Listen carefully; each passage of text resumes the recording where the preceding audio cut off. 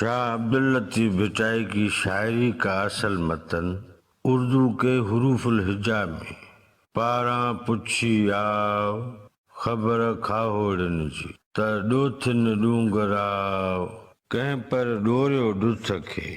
شاہ عبداللطیف کے کلام کو شاہ جو رسالوں کہا جاتا ہے۔ شاہ جو رسالوں کا تمام کلام ابواب میں تقسیم کیا گیا ہے۔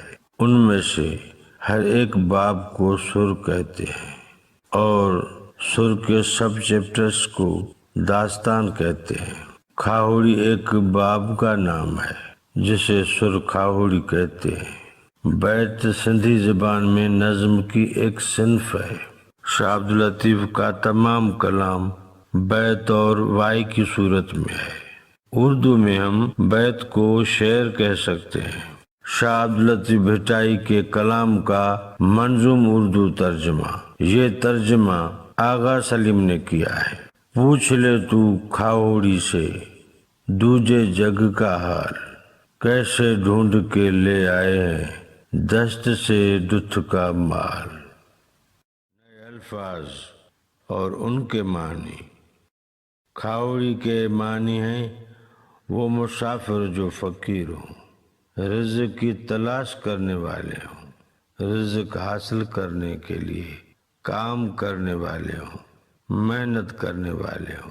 اسم کھاوڑی ایک ایسا لفظ ہے جو واحد اور جمع کے لیے یکساں استعمال ہوتا ہے۔ دوجے کے معنی ہیں دوسرے۔ دست کے معنی ہیں جنگل یا میدان یا غیر آباد علاقہ۔ دتھ جنگل کے گھاس سے حاصل کردہ اناج، جنگلی اناج۔ مذکورہ بیت کے دونوں مصرعوں کی الگ الگ تشریح۔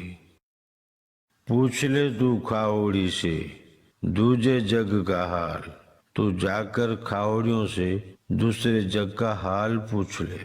کیسے ڈھونڈ کے لے آئے ہیں دست سے دتھ کا مال، پوچھنا کہ کیسے انہوں نے دست سے رزق حاصل کیا ہے۔ مذکورہ بیت کا مجموعی مطلب اور مفہوم اس طرح بیان کیا جا سکتا ہے۔ پوچھ لے تو کھاوڑی سے دوجے جگ کا حال، کیسے ڈھونڈ کے لے آئے ہیں دست سے دتھ کا مال۔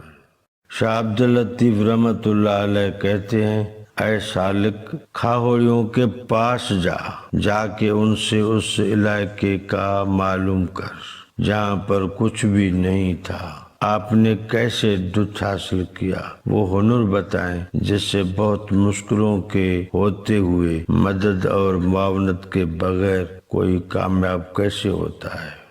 اسی بیت کا منظوم اردو ترجمہ شیخ ایاز نے بھی کیا ہے، ملاحظہ کیجیے۔